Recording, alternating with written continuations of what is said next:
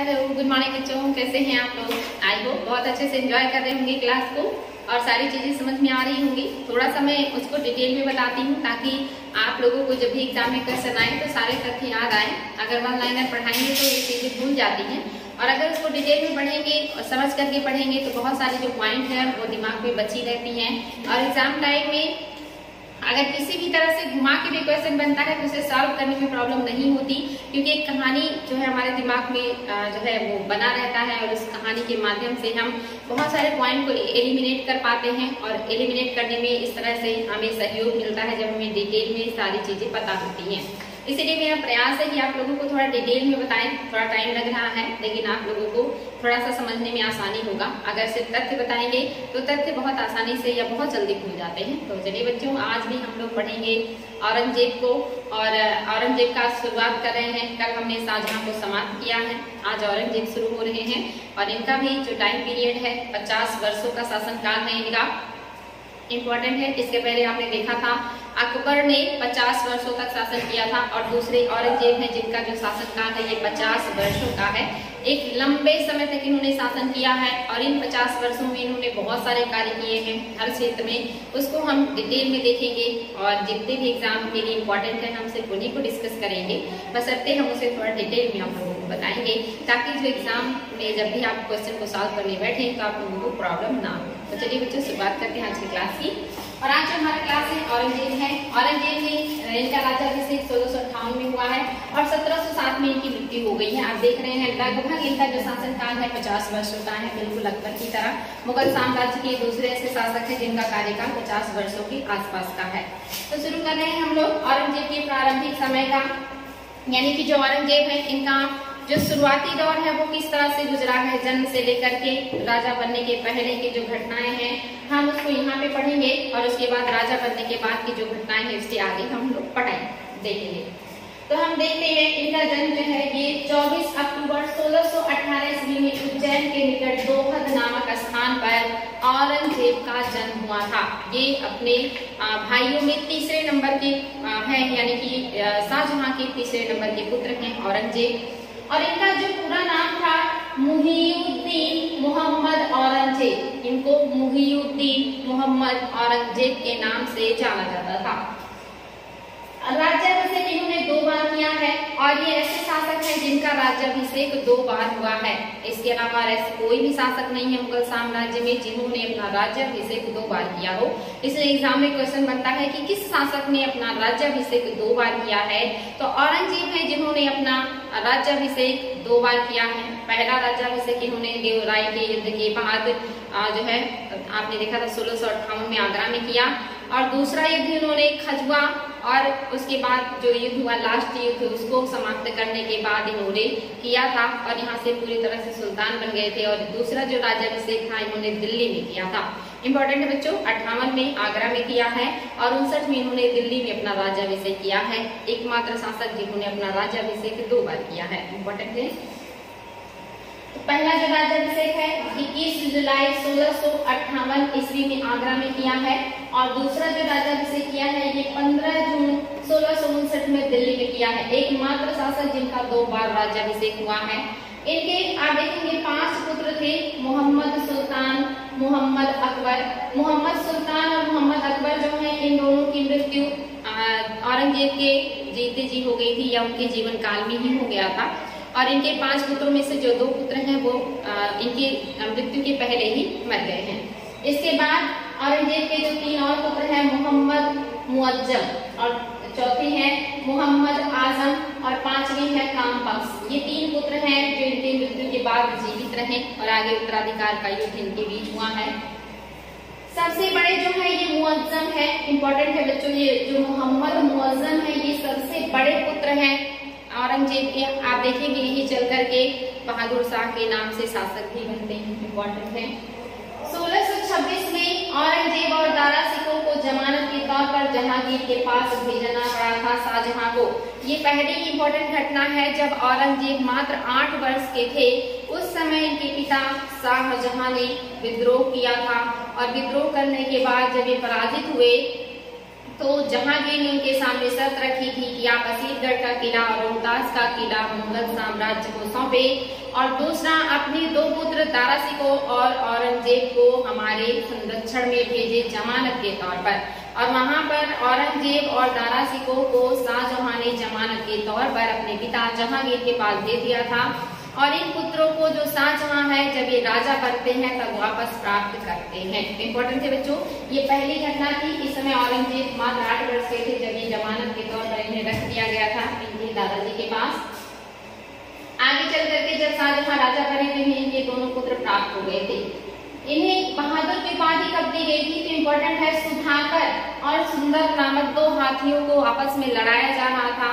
शाहजहां जो है उस समय बैठ करके इस युद्ध को देख रहे थे, और सुधाकर और सुंदर हाथी जब लड़ रहे थे उसी बीच जो सुधाकर है ये उत्तेजित होकर के औरंगजेब की तरफ दौड़ पड़ता है, और औरंगजेब ने उस समय भाले से सुधाकर हाथी को घायल कर दिया था और खुद को बचा लिया था।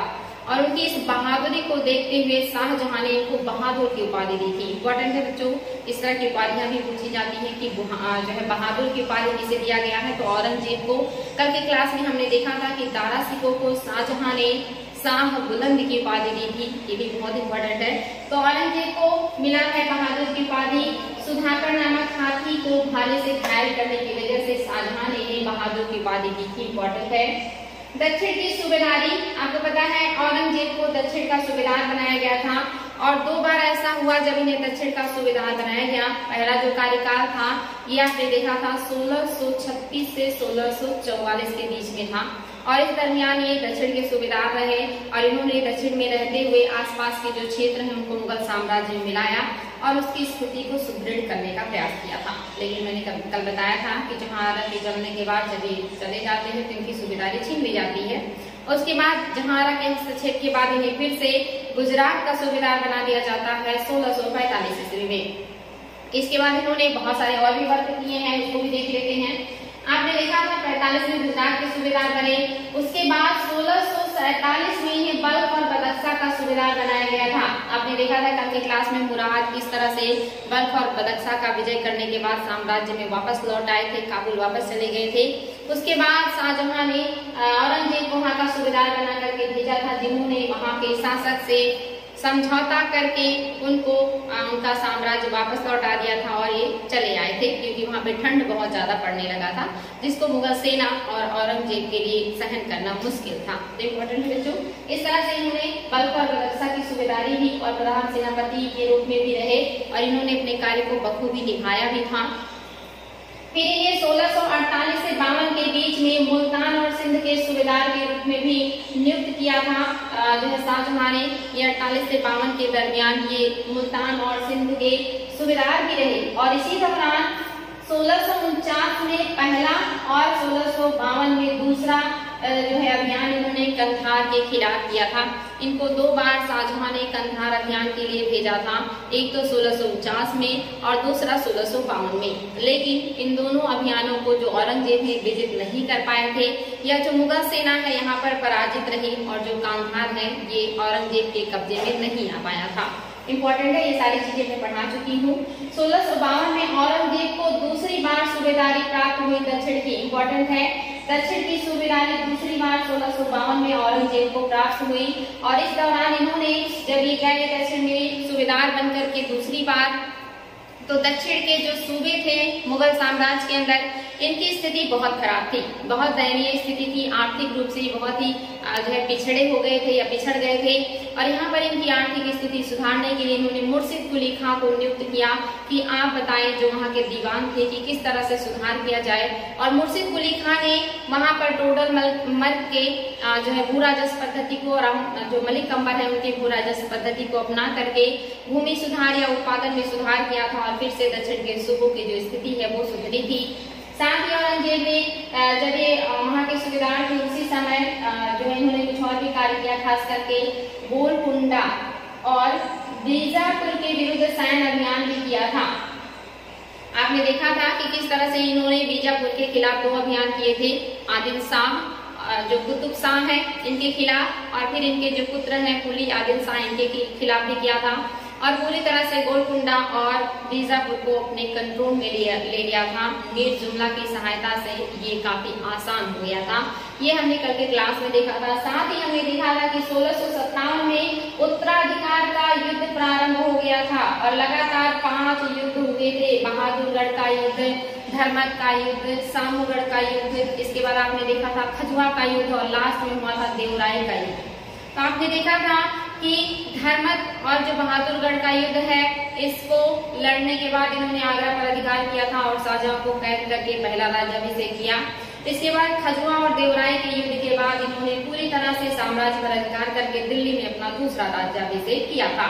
तो 1657 में जब उत्तराधिकार का युद्ध शुरू हुआ तो उसमें जो औरंगजेब हैं ये विजयी हैं और विजयी होने के बाद इन्होंने अपने भाइयों को एक एक करके समाप्त किया और समाप्त करने के बाद राजगद्दी पर बैठे। और राजगद्दी पर जब ये बैठते हैं तो ये कौन सा उपाधि लेते हैं, इम्पोर्टेंट है बच्चों, बहुत लंबी चौड़ी उपाधि है इनकी। इसके पहले आपने देखा था शाहजहां ने भी अब तक की सबसे बड़ी उपाधि ली थी, इन्होंने उनसे भी बड़ी उपाधि ली है। उपाधि है अबुल मोहम्मद मुहिउद्दीन जो है मोहम्मद औरंगजेब बहादुर आलमगीर बादशाह गाजी की उपाधि इन्होंने ली है, यानी कि इन्हें आलमगीर के नाम से ही जाना जाता है। क्योंकि इन्होंने जो ये उपाधि ली है इसमें आलमगीर बादशाह गाजी का उल्लेख मिलता है, इसलिए इनको आलमगीर भी कहा जाता है। इतना लंबा चौड़ा इन्होंने उपाधि धारण की और जो है भारत के शासक बने। इसके अलावा इन्होंने कुछ और भी प्रारंभिक कार्य किया था। जब ये राजा बने तो इन्होंने क्या क्या कार्य किया? पहला तो इन्होंने विभिन्न प्रकार के 80 कर को समाप्त कर दिया। जब ये राजा बने तो इनके सामने बहुत सारी परेशानियां थी, क्योंकि उत्तराधिकार के युद्ध में उलझे रहे ये। लगभग आप देखेंगे 57 से लेकर के 59 तक उत्तराधिकार का युद्ध चला, 2-2.5 सालों तक ये काम चलता रहा। और इस दरमियान जो साम्राज्य के अंदर जो व्यापारी थे, जो साहूकार थे, जो सूबेदार थे, जो जमींदार थे, इन लोगों का जो व्यवहार है काफी बदल गया था। जगह जगह पे टोल टैक्स लिया जाता था, भ्रष्टाचार करप्शन बढ़ गया था, जिसकी वजह से व्यापारियों को नुकसान होता था और किसानों से भी बहुत ज्यादा कर वसूल किया जाता था। जिसकी वजह से जब औरंगजेब शासक बने तो किसानों का और व्यापारियों का समर्थन प्राप्त करने के लिए इन्होंने अपने साम्राज्य से 80 कर समाप्त कर दिए थे, ताकि जो व्यापारी है, किसान है, इनका समर्थन या इनकी स्वामी भक्ति इनको प्राप्त हो और जो किसान है वो समृद्ध हो, उत्पादन ज्यादा करे और राजकोष में ज्यादा धन आए। इसके लिए इन्होंने इस तरह का 80 कर समाप्त कर दिया, जिसमें आप देखेंगे एक है राहदारी कर। इन 80 करों में एक महत्वपूर्ण है राहदारी कर। इंपॉर्टेंट है बच्चों, एग्जाम में आ सकता है कि मुगल साम्राज्य में राहदारी कर क्या था या किस पर लगाया जाता था। तो ये परिवहन कर है, टोल टैक्स की तरह है। और ये परिवहन जो है कर कहाँ कहाँ लिया जाता था? तो सड़कों का उपयोग करने पर, साथ ही घाटों का उपयोग करने पर और साम्राज्य की सीमाओं पर। यानी कि अगर कोई सड़क का उपयोग कर रहा है, घाटों का उपयोग कर रहा है, नौसेना यानी कि अगर वो पानी के द्वारा आयात निर्यात करता है तो घाटों का उपयोग करेगा। अगर वो स्थल मार्ग से व्यापार करता है तो वो सड़कों का उपयोग करेगा। और ऐसे में अगर इस तरह के व्यापारी जो है वो उपयोग कर रहे हैं सड़क और जो है घाटों का, तो उन्हें क्या करना पड़ेगा? राहदारी कर देना होगा। साथ ही जहाँ पे साम्राज्य की सीमा का अंत होता है, उस सीमा से बाहर जाने के लिए और उस सीमा में प्रवेश करने के लिए भी राहदारी कर देना पड़ता था। और इन 80 करों में राहदारी कर भी था, जिसको जो है औरंगजेब ने समाप्त कर दिया, ताकि जो व्यापारी है वो अपना कार्य ज्यादा से ज्यादा करे और साम्राज्य में समृद्धि आए। दूसरा 80 करों में एक और भी है पानडारी कर। पानडारी कर क्या है? ये चुंगी कर है। चुंगी कर मीन्स कि जो आगरा है, दिल्ली है, लाहौर है, बुरहानपुर है, इस तरह के नगरों में अगर बाहर से कोई खाद्य सामग्री मंगाई जाती थी, यानी कि विदेशों से अगर कोई खाने पीने की सामान मंगाए जाते थे, तो ऐसे बड़े नगरों में जिस समय आगरा, दिल्ली, लाहौर, बुरहानपुर था, इन पर इन खाद्य पदार्थों पर टैक्स लगाया जाता था और इसे कहा जाता था पानडारी कर। यानी कि विदेशों से मंगाए गए खाद्य सामग्री पर कर लगता था महत्वपूर्ण नगरों में, इसी को पानडारी कर कहा जाता था। और अगर आप सड़कों का, घाटों का और साम्राज्य की सीमाओं का उपयोग करते हैं आने जाने में, तो वहाँ पे आपको जो है राहदारी कर देना पड़ता था। इंपॉर्टेंट बच्चों, एग्जाम में आ सकता है ये।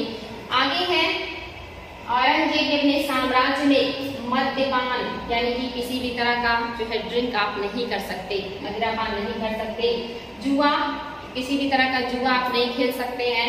साथ ही वेश्यावृत्ति को निषिद्ध कर दिया था। इनके साम्राज्य में इन सारी चीजों पर रोक लगा दी गई थी। इसके अलावा आप देखेंगे इन्होंने भांग की कृषि को भी बंद कर दिया था। भांग में तंबाकू, जिसको पुर्तगाली लेकर के आए थे। आपने देखा था जहांगीर ने भी अपने साम्राज्य में भांग या तंबाकू के उत्पादन पर रोक लगा दी थी। उसके उत्पादन और बिक्री दोनों पर रोक था। जहांगीर के शासनकाल में वो पहले व्यक्ति थे जिन्होंने भांग के उत्पादन पर रोक लगाया था, और दूसरे औरंगजेब ने इन्होंने भी भांग के उत्पादन पर अपने साम्राज्य में रोक लगाया है। इसके अलावा इन्होंने और क्या किया है, लोक आचरण के निरीक्षण के लिए मुहतसिब नामक अधिकारियों की नियुक्ति की है। इंपॉर्टेंट है बच्चों, एग्जाम में क्वेश्चन आता है कि मुहतसिब अधिकारी का क्या कार्य होता था। तो ये लोक आचरण के जो है निरीक्षण किया करता था कि जो लोगों का आचरण है, जो उनका व्यवहार है, वो साम्राज्य में किस तरह का है। तो इस तरह के आचरणों का जो नियंत्रण है ये मुहतसिब नामक अधिकारी करते थे, जिसकी नियुक्ति औरंगजेब ने अपने साम्राज्य में कर रखा है। वेरी वेरी इंपॉर्टेंट है। साथ ही जो औरंगजेब है इन्होंने क्या किया है, झरोखा दर्शन को बंद कर दिया है, नौरोज को बंद करवा दिया, तुलादान को बंद करवा दिया। इंपॉर्टेंट है, एग्जाम में आता है कि किस मुगल शासक ने झरोखा दर्शन, नौरोज और तुलादान को बंद किया था। तो इसे बंद किया है औरंगजेब ने। शुरू किसने किया था, अकबर ने। कल आपने देखा था कि जो शाहजहां है इन्होंने सिजदा पायबोस जैसे जो चीजें होती हैं इसको बंद कर दिया था। तो सिजदा और पायबोस किसने बंद किया, तो शाहजहां ने बंद कर दिया था। यानी कि पहले ही मुगल साम्राज्य में सिजदा और पायबोस जो परंपरा है वो बंद है, और बाकी की जो चीजें हैं जैसे झरोखा दर्शन हो गया, तुलादान हो गया, नौरोज हो गया, इसको पूरी तरह से समाप्त कर दिया औरंगजेब ने। यानी कि अब जो मुगल साम्राज्य है यहाँ पर सिजदा, पायबोस, झरोखा दर्शन, तुलादान, नौरोज जैसी चीजें नहीं मनाई जाती हैं। अब ये मुगल साम्राज्य में प्रतिबंधित कर दी गई हैं। इसके अलावा इन्होंने राजपूतों को टीका लगाने से भी मना कर दिया कि जो भी राजपूत टीका लगाते हैं इस परंपरा को समाप्त कर दिया कि यहाँ पर कोई भी टीका नहीं लगाएगा। इसके अलावा इन्होंने सिक्कों पर कलमा खुदवाना भी बंद कर दिया। इन्होंने कहा कि जो सिक्कों पर कलमा खुदवाया जाता है, क्योंकि जो कलमा है ये पवित्र है, पवित्र ये श्लोक होते हैं जो कि कुरान के होते हैं, और ये विधर्मी यानी कि दूसरे धर्मों के लोगों के पास भी जाते हैं, और दूसरा ये जो है गलत जगहों पे गिरते भी हैं। तो इससे जो पवित्र कलमे हैं ये अपवित्र हो जाते हैं। ये बहुत ज्यादा धार्मिक है। औरंगजेब बहुत ज्यादा धार्मिक होने की वजह से इन्हें जो है कट्टर कहा जाता है, क्योंकि इन्होंने इस्लाम धर्म की जितनी भी परंपराएं हैं उसको बहुत जो है तरीके से या कहीं हूबहू पालन किया है। जैसे 5 बार दिन में नमाज पढ़ना और शराब ना पीना।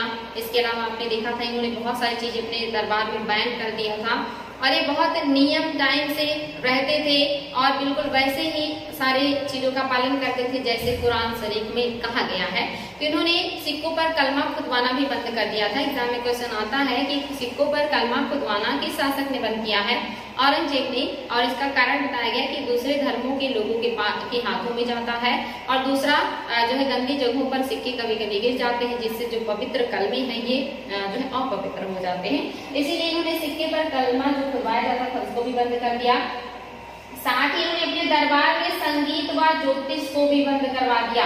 आपने देखा था कि जितने मुगल शासक होते हैं इनके दरबार में बहुत सारे डांस करने वाले और गाना गाने वाले यानी कि संगीत, नृत्य, इस तरह के प्रोग्राम होते हैं, और जो राजा हैं वो इन सब चीजों को बहुत पसंद करते थे, एंजॉय किया करते थे। लेकिन जो औरंगजेब है इन्होंने दरबार में जितने भी जो है नृत्य करने वाले और संगीत से संबंधित लोग थे, कलाकार थे, उन सबको अपने दरबार से छुट्टी दे दी और कहा कि अब से दरबार में इस तरह का कोई भी चीज नहीं चलेगा। तो ये भी एग्जाम में क्वेश्चन आता है कि संगीत और नृत्य पर जो है रोक लगाने वाले कौन से मुगल बादशाह हैं, तो ये औरंगजेब हैं।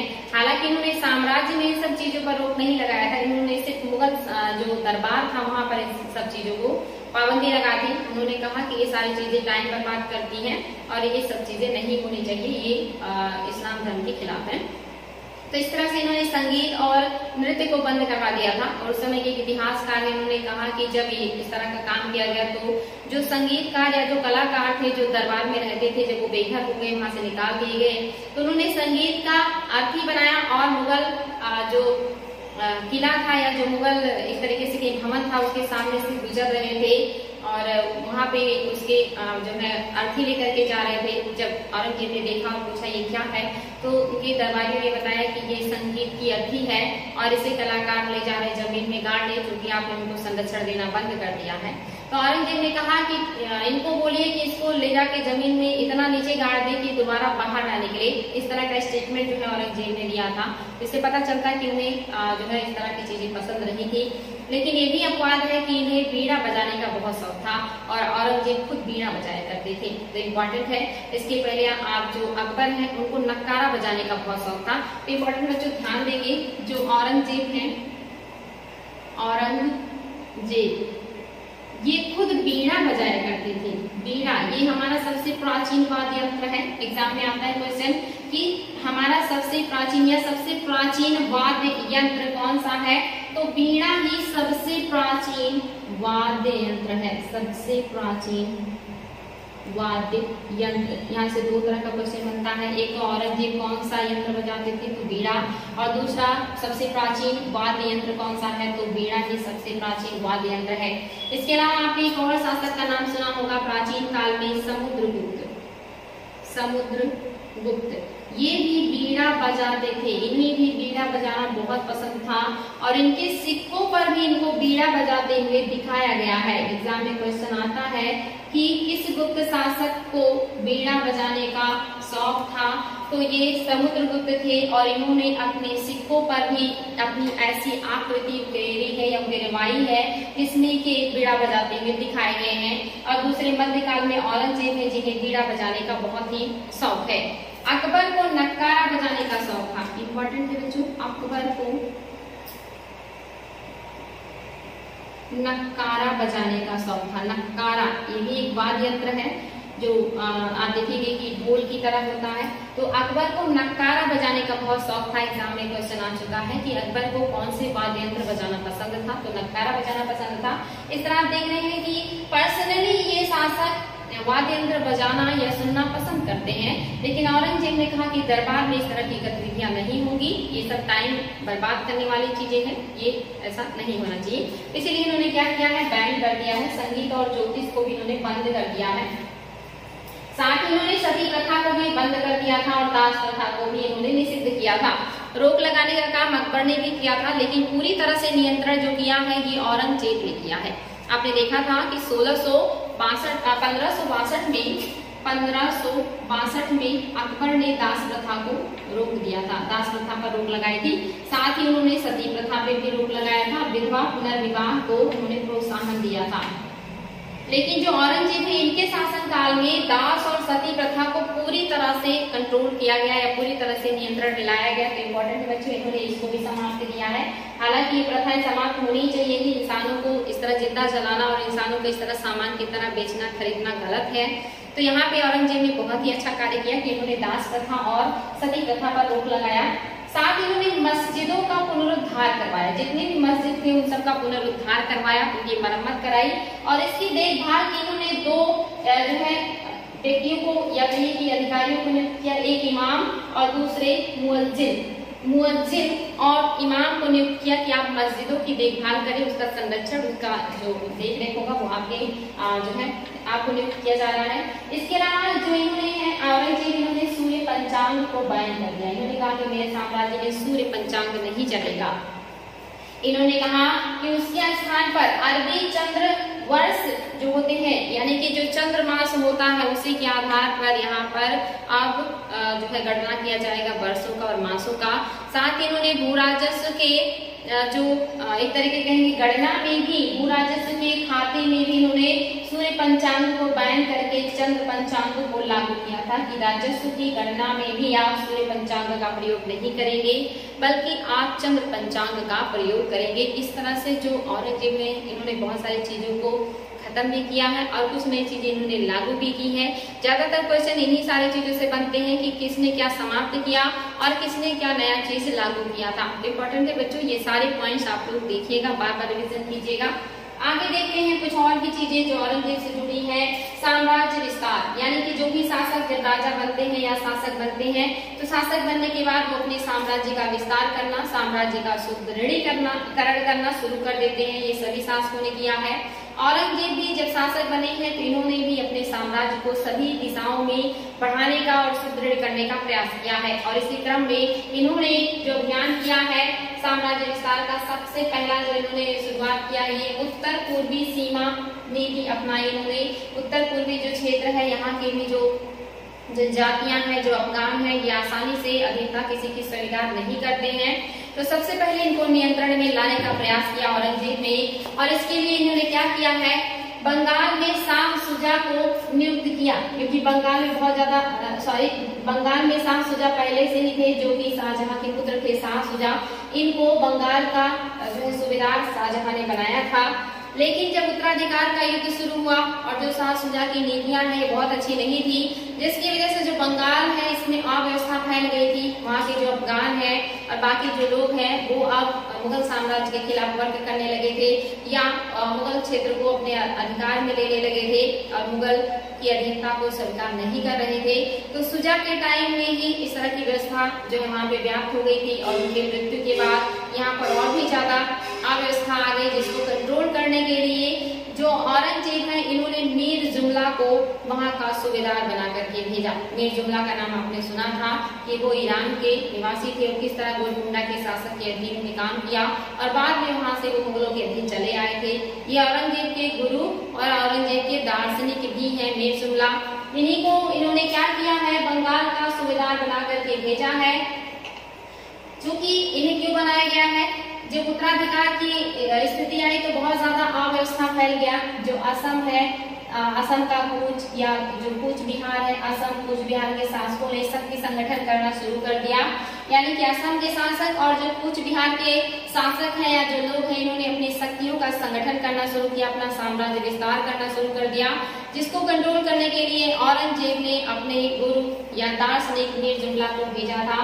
तो आपने देखा कि 1657 में जो कूच के शासक हैं प्रेम नारायण, 1657 में इन्होंने क्या किया कि जब देखा कि उत्तराधिकार के युद्ध में सारे लोग उलझे हुए हैं तो इन्होंने मुगल क्षेत्रों पर अधिकार करना शुरू कर दिया और उसे अपने साम्राज्य में मिलाना शुरू कर दिया। और 1658 में अहोमों ने भी गुवाहाटी के क्षेत्र में लूटपाट करना शुरू किया और उन क्षेत्रों को अपने साम्राज्य में मिलाना शुरू कर दिया।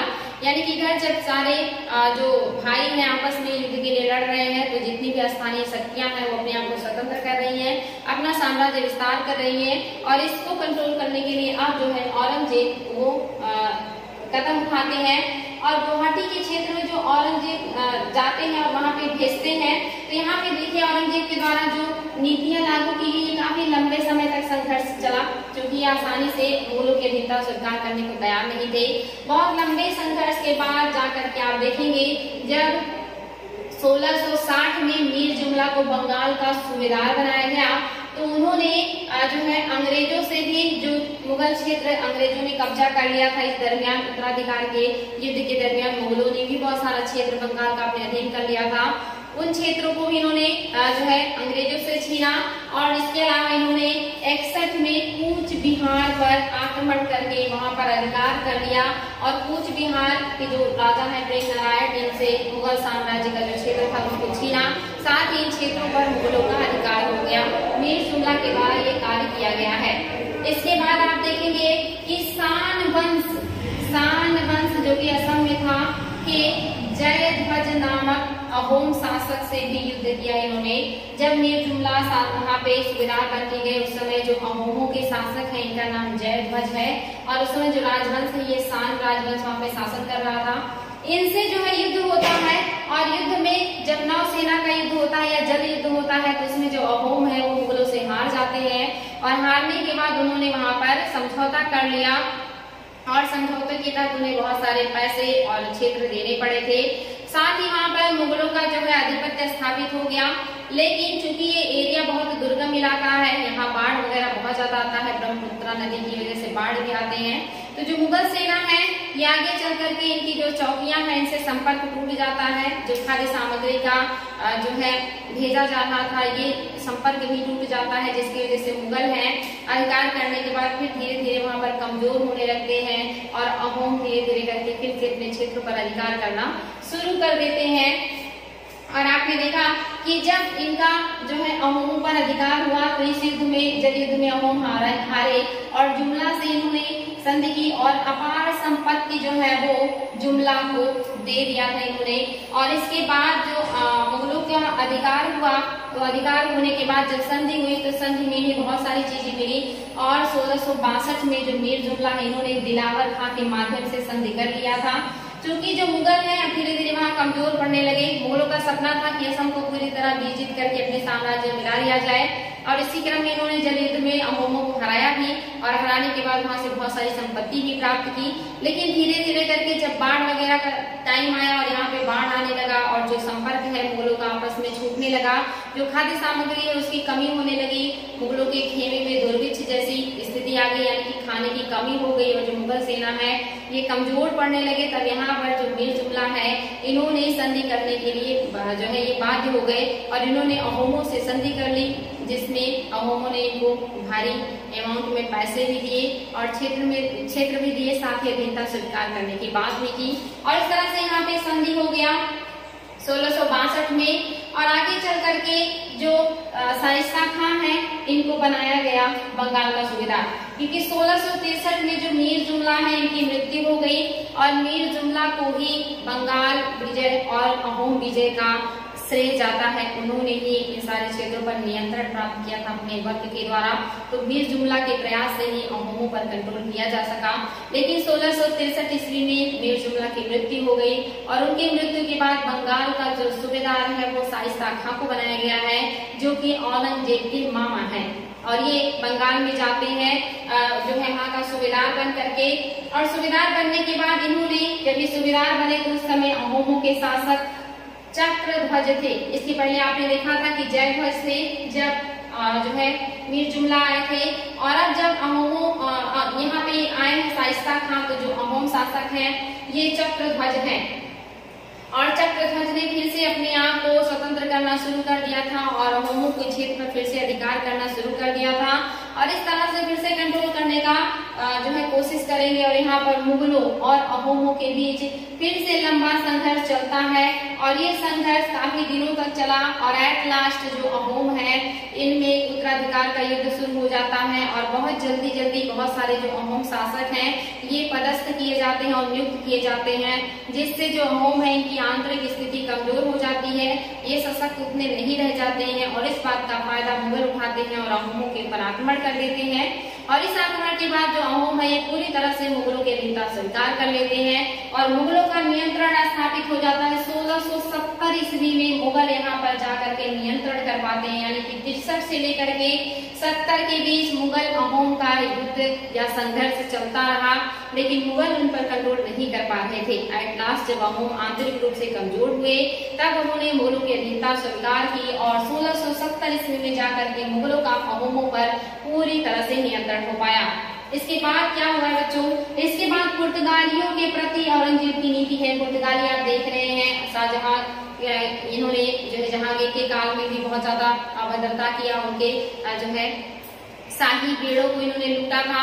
साथ में आपने देखा था शाहजहां के शासनकाल में इन्होंने मुमताज के दासियों को किडनैप किया था। इन्होंने औरंगजेब के शासनकाल में भी कुछ ऐसा ही वर्क किया है। इन्होंने क्या किया, औरंगजेब के शासनकाल में जो है ये पुर्तगाली जो है ये बंगाल की जलदस्युओं मीन्स होता है जल डाकू, जो पानी में डाकू होते हैं, जो पानी के रास्ते में आवागमन के क्षेत्र में लूटपाट का काम करते हैं, जो लोग जलमार्ग से आयात निर्यात या व्यापार करते हैं, ऐसे लोगों को ये जलदस्यु या ये डाकू लूट लिया करते हैं।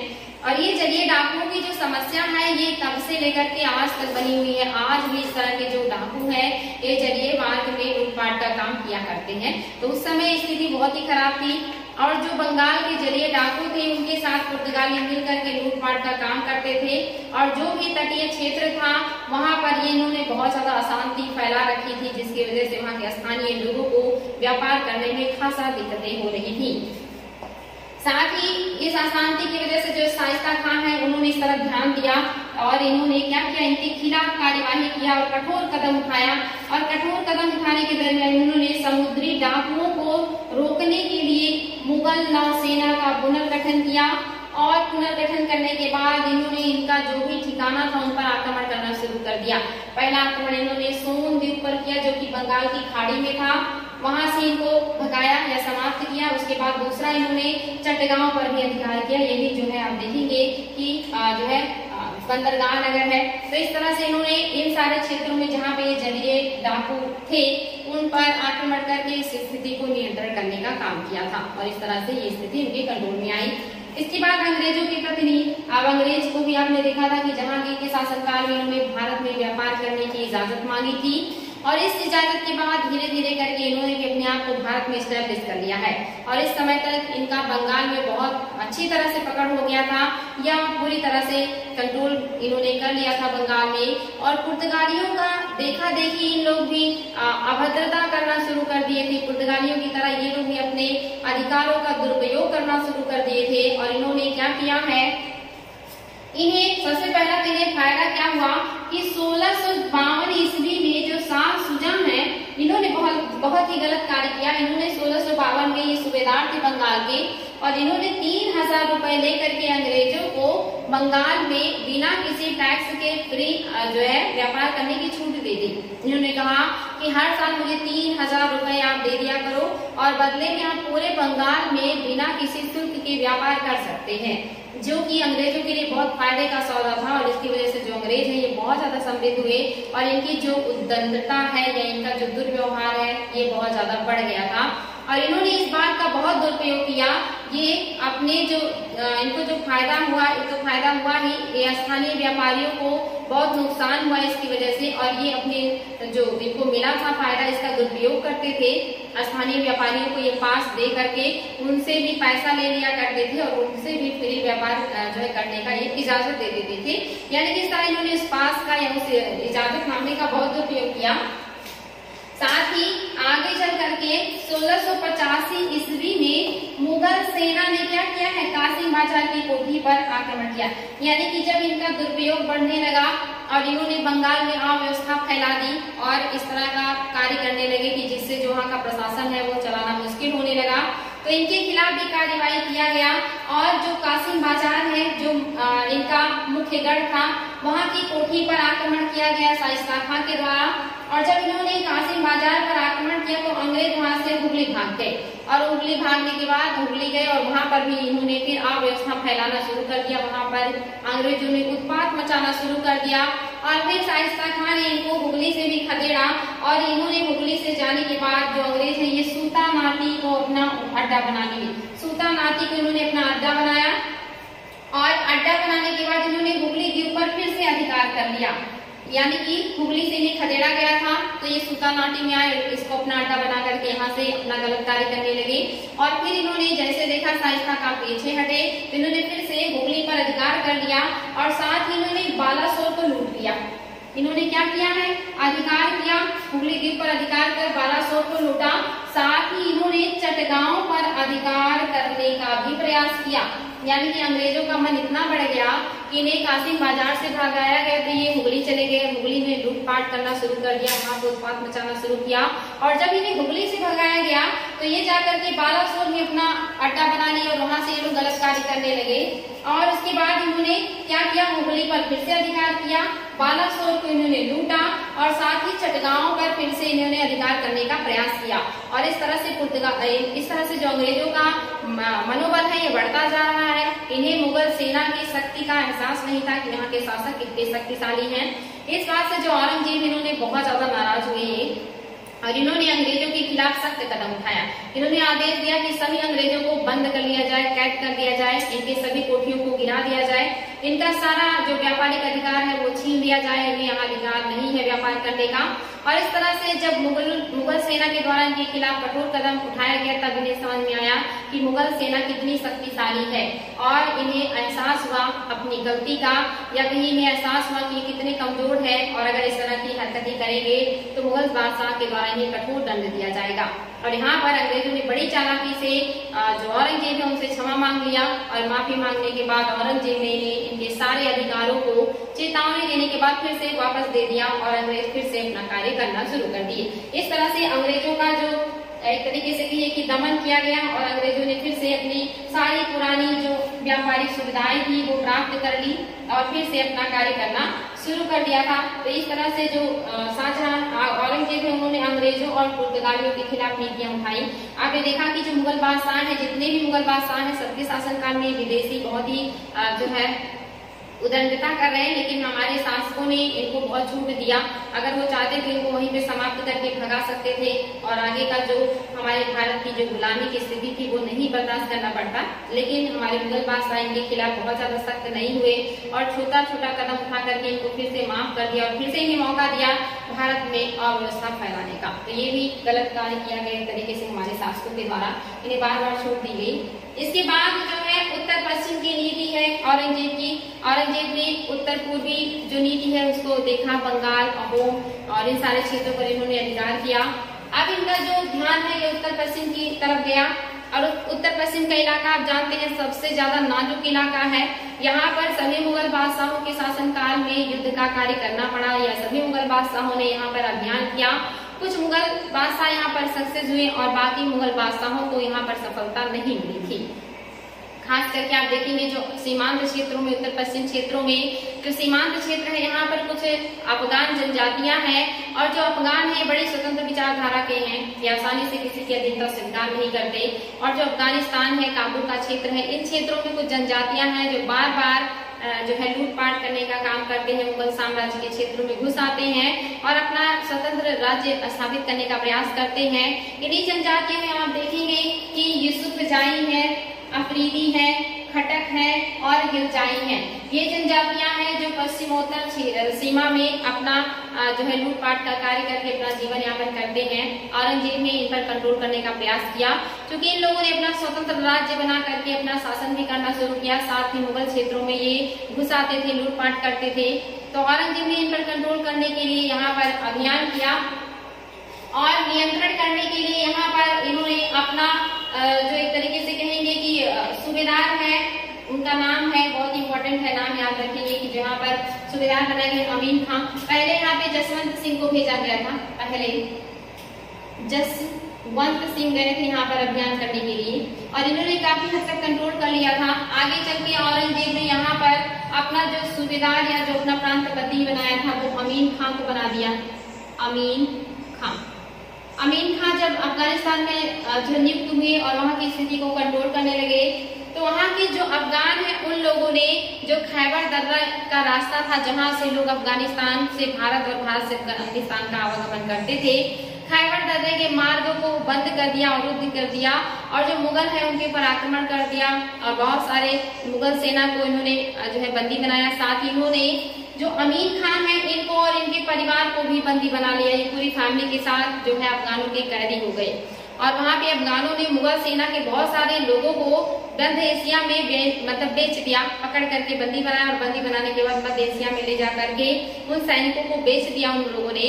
और जो अमीर खान है इनको और इनके परिवार को रिहा करने के लिए उन लोगों ने विपुल संपत्ति की मांग की और अमीन खान और इनके परिवार को छुड़ाने के लिए जो मुगल हैं इनको एक हैवी अमाउंट या कहिए बड़े मात्रा में जो संपत्ति है वो अफगानों को देना पड़ा, जिससे जो अफगान है इनका मनोबल और भी ज्यादा बढ़ गया क्योंकि इन्होंने अंग्रेज अपने सामने मुगलों को भी जो है झुकने पे मजबूर कर दिया है।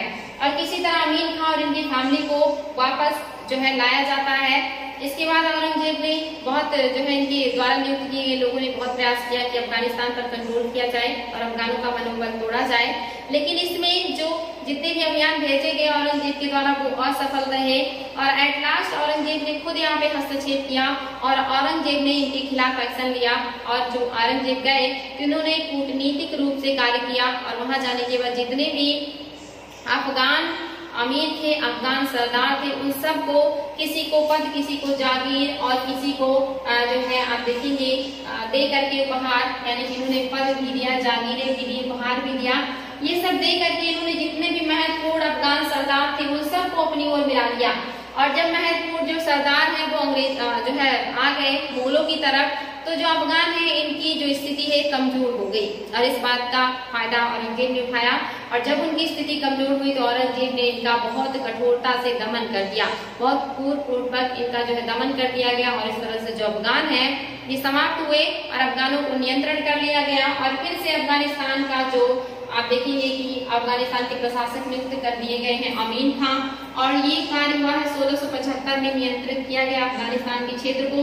अमीन खां को वहां का फिर से बना दिया गया है प्रशासक, और प्रशासक नियुक्त करने के बाद जो औरंगजेब है वापस अपनी राजधानी दिल्ली लौट आए थे।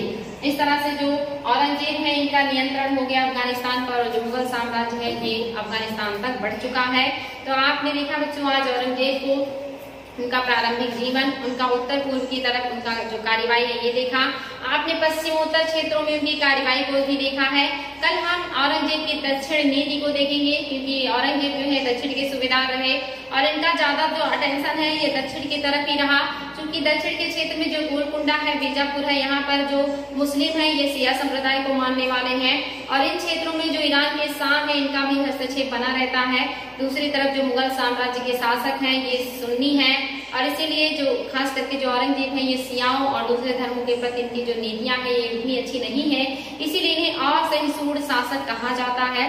तो कल हम देखेंगे औरंगजेब की दक्षिण नीति। औरंगजेब ने अपने जीवन के 50 जो इनका शासनकाल था राजा बनने पे, उसमें से लगभग 26 वर्ष इन्होंने दक्षिण में गुजारे, और इस तरह से ये उत्तर के क्षेत्रों पर ध्यान नहीं दे पाए, और कहीं ना कहीं जो मुगल साम्राज्य है वो धीरे धीरे करके इनकी दक्षिण नीति की वजह से कमजोर हुआ और पतन की तरफ अग्रसर हुआ।